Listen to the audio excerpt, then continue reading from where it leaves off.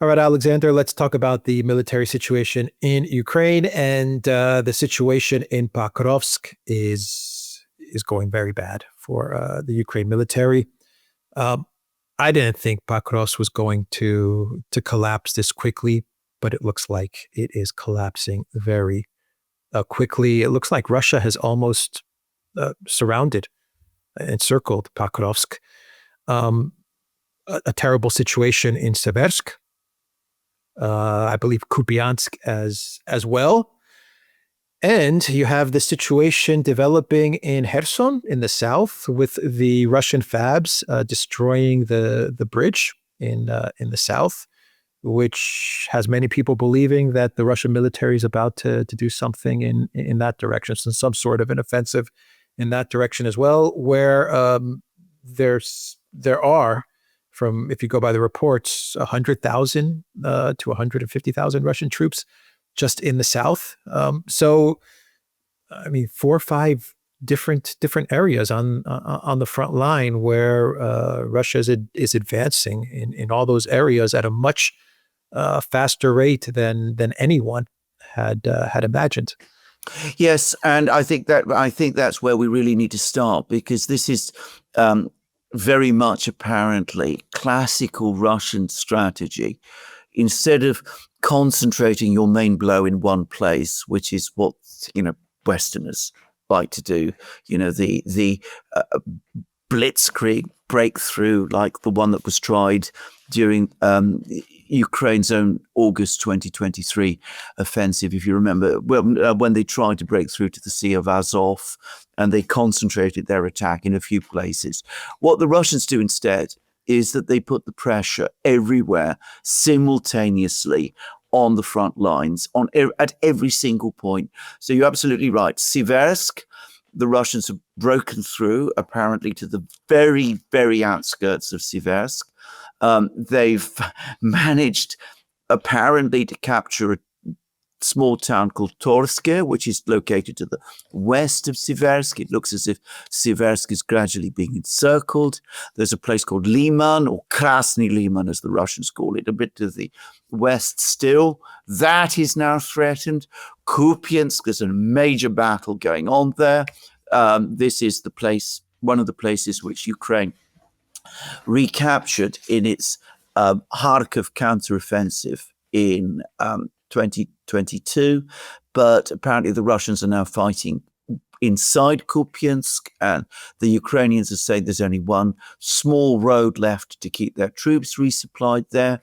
There's apparently been a breakthrough further in the north in a town called Volchansk. The Russians may be in the brink of capturing it, or might have even already captured it. There is the enormously big crisis in Pakarovsk. And you're right, the reports say that the Russians have essentially encircled Pakarovsk. But there's also a report this morning that the Russians have broken through to the center of Pakarovsk from the south, and that they've already split the Ukrainian garrison into 2 separate halves, and that the Ukrainian garrison is short of supplies and is becoming fragmented, and that there's inability by the Ukrainians to coordinate their defense effectively. And then, of course, there's the victory the Russians achieved a few days ago, which we've already discussed, Chasiv Yar, which they captured, and that puts them in a better position to attack in Donbass as well. And you're quite right, the latest talk about Kherson, that the Russians have 150,000 troops there. Ukrainian troops are very few, apparently, in this area because their lines are so stretched. The place that you mentioned is it's a part of the city of Kherson, which is located essentially on what is basically a big island in the Dnieper. The bridge, the one big bridge that connects this island to the rest of the city, has now been damaged or perhaps even destroyed. And there's been anguished statements from Ukrainian commentators that the only thing that's preventing the Russians launching a big advance in Kherson region is the Dnieper itself, that it's the river that is holding the Russians back. And of course, that may not be, they may have plans about how to cross that river and maybe to capture this particular island. So it's what the Russians do. They stretch the defenses. And the result is the Ukrainians don't know where to defend. And they have to defend more and more places all of the time. And they can't keep a continuous defense line. And this is very important because it means that there are gaps within the defenses. There's large areas of the front line, which the Ukrainians have basically had to stop defending. And that means that the Russians are able to move through these gaps. And, well, we talked about the lava flow. A Ukrainian official said that it's like water that's always going, the Russian army's like water. It always finds the gaps. It's going through these gaps. It's exploiting them. And that's undermining the entire defense. So if you think a little bit like it, if you follow the water analogy, if you look at the front line, it's like a dam, but the water is seeping round the dam and the dam is about to break. And it's about to break in multiple places at the same time, at once. So that's the overall picture in the war at the moment. Yeah, I think the interesting part about what you just said is that all of these areas are important battles, important regions. Yes. I mean, they're key areas, they're key logistics hubs, they're key defense lines. In the past, you would have the same situation, but there was always one area or one city that stood out, whether it was a Bakhmut or Avdiivka. Yeah, the Russians were stretching out the Ukraine military across the entire front line, but there was always one key battle that you could focus on, Mariupol or whatever. Now it's Kupiansk, it's Seversk, it's Pakarovsk, it's Kherson.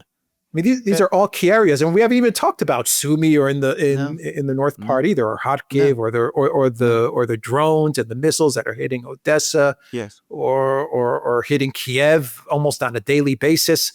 Yes, I mean it's just everywhere, and these are all key nodes. Yes, so, exactly. What do you think of that? Well, that's exactly right. Yeah. That is exactly right. Now, of course, the big question is what happens when the dam breaks. Because, as I said, we're talking about a huge Russian army now. I've been seeing figures comparing the relative size of the two armies.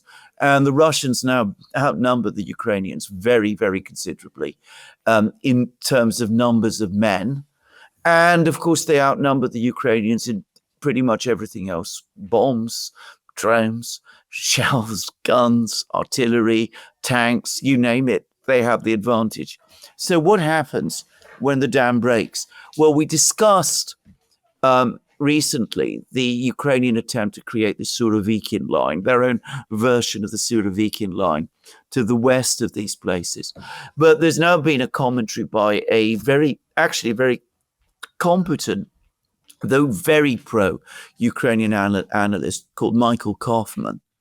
Anybody who follows the war knows Michael Kaufman. He's somebody who discusses things in a very interesting way. And he says that the Ukrainians, even if they were able to create this kind of defense line, simply don't have enough men to hold all of it. There would be gaps there as well, and the Russians would know where the gaps were, and they would be able to break through. So you're simply replacing one strong dam, which is this line of cities and towns, the urban sprawl of Donbass, with a much weaker dam a little further west, which I suspect will break almost immediately as soon as the Russians reach it. A final question. What do you make of the statement from the parliament member from the other day where, I forgot her name, but she said that Ukraine has 400,000 desertions in the military, yes, because of just the terrible state of the military. Yes. What do you make of that statement? Even if it isn't 400,000, Yes. even if it's half that, Yes. even if it's 1/4 of that, Yes. it's a significant amount, a significant number. And she's Exactly. attributing it to the fact that the military is just a complete mess. Absolutely. This is Maria Berlinska, and Yeah, there you go. Yeah. she's actually in the military. I mean, she has some connections to the military, and I think she's probably telling the truth. I mean, what she is, she may be overstating things, but I don't think by very much. Basically, what she is saying is that the Ukrainian army is now so overstretched, so disorganized, so short of men and equipment. The training levels within the Ukrainian army are so poor. The rate of losses is so high. The rate of desertions is so high that, I mean, she's saying that at this rate, Ukraine might not have an army by the end of the year. Now, she's overstating things, probably, but she's well informed. She's never shown any sign of disloyalty up to now. We're not talking about Mariana Bezuglaya, by the way, who's a completely different person, just to make it clear. Maria Berlinska is a completely different person. I don't see why she would be saying things like this if they were not true. And you're getting very pessimistic comments from others like Kirilo Budanov, the intelligence chief. Now, remember, a couple of months ago, he was saying that if Ukraine hasn't achieved some kind of ceasefire by midsummer, very, very bad things would start to happen. He's now made we now reached that point. He's now given an interview. He said, well, I'm a stamp collector. I collect stamps of countries that no longer exist. Unless we make some important and serious decisions very quickly, we might become one of those countries that find themselves in that situation with stamps that speak of that country which itself doesn't exist. So you could see that people who are in a position to know in Kiev are very much ringing the alarm bells and are very worried about the situation because they could sense that things are going very badly wrong. I think there was another MP that was also talking about desertions, MP Anna Skorokhod as well. That's right. Yeah. So you have, yes. Yeah. Okay. Yeah. She was also saying the 400,000 desertions and Yes. And you also had the other person you're talking about is also in the military, I believe. In the military, absolutely. Yeah, she's like a volunteer, a military volunteer. This is another Ukrainian parliament MP, member who's talking about the the desertions as well. So, I mean, you have multiple voices now That's who are now coming out and saying the things about the collapse. Yes. And they're overstating it. I agree. They're overstating it, but they're overstating it for a reason. They're trying to get ahead of the coming collapse. Just a real quick final question. Will any amount of money or weapons solve the situation? Because Julian, I forget his name, Rapske, the guy that writes for Bild, was complaining about how if only the collective West gave more than, he put a number to it, 0.02% of their military capability. If only they gave more, then none of this would happen. And you read his post and you get the sense that there still is this belief in the West that if they just gave more, then they would be able to win. Yes, I mean, no, the answer is simply no. I mean, the West has never given less than it can. I think this is a point which people struggle to understand. If Ukraine had been provided with many more weapons earlier in the war, it wouldn't have had time to absorb those weapons. The rate of loss would probably have been the same, and the rate of loss of those weapons would have been the same. As things stand, the West has, especially Western European armies, have largely disarmed themselves to the effort of trying to help Ukraine. The reason we had that pause a couple of weeks ago in terms of Patriot missile deliveries to Ukraine, and by the way, that pause continues, is because there aren't enough Patriot missiles. There is constant fiction that if we can just make the decision to supply a bit more, this will somehow turn the tables. And it's what I always say. These people reduce everything to will, to willpower, they never look at logistics and capabilities. You can have all the will you like, but if you don't have the resources, that will is useless. And that is what is happening now. The Russians have more men. There is no way that discrepancy can be made up now. They have more weapons because people massively underestimated the scale and ability of the Russian military industrial complex, which they never understood, even though I remember we were talking about it way back in 2022. And incidentally, you can find any number of books and articles extending all the way back to the 50s that talk about how the Russian military industrial complex is organized and works. That they didn't take that seriously because they believed that Russia was the petrostate, the gas station, masquerading as a country and all of those things. And they still don't want to face up to these things. So we get these commentaries by Julian Röpke, who at least does acknowledge how bad the situation on the battlefronts actually is. But he seems to assume that people like Biden and Blinken and Sullivan and Boris Johnson and Rishi Sunak and Keir Starmer and Emmanuel Macron and Friedrich Merz and Annalena Baerbock, that they're all somehow holding back for some unaccountable reason. I mean, simply listing the names of these people just shows. Now, I forgot to mention the empress of this, who is, of course, Ursula von der Leyen. Merely listing them shows what an absurd idea that is. We'll end the video there. Exactly. You're exactly right. Yeah. They're all deindustrialized and demilitarized, all of them, including the United States. Yes. Yeah. Anyway, the Duran.locals.com. We are on Rumble and X and Telegram. Go to the Duran shop, pick up some merch like what you see in this video, and also check us out on Locals, the Duran.locals.com. I think I already said that, but I'll say it again. Check us out on Locals. The link is in the description box down below. Take care.